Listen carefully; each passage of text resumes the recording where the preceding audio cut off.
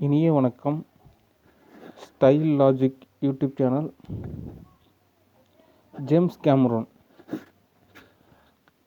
எகிப்து ஸ்டூடியோவோட 3வது படம். படத்தோட டைட்டில் வந்து பார்த்திங்கன்னா ஆப்ரிக்கன் ஜே.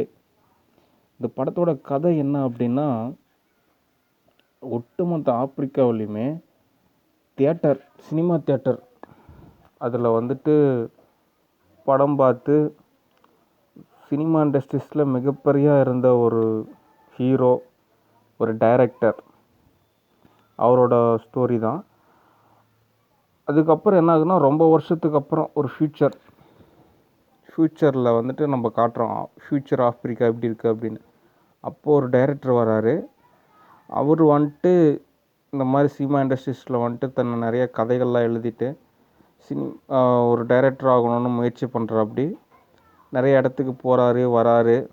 அப்படிங்கிறப்போ அந்த ஆப்ரிக்கன் ஜே அவரோட படங்கள்லாம் கிடைக்கிது. ரொம்ப பழைய படிமங்கள் மாதிரி அவரோட சில கேசட்டு, சில படங்கள்லாம் கிடைக்கிது. அதை எடுத்து அவர் பார்க்குறாரு. அவர் பிரமிச்சு போகிறாரு.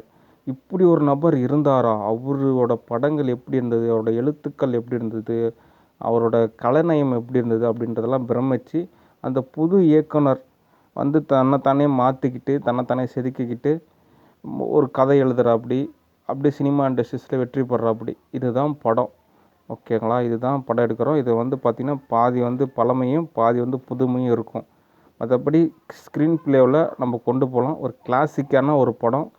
அதில் சில ஆக்ஷனுமே இருக்குது. Okay, good.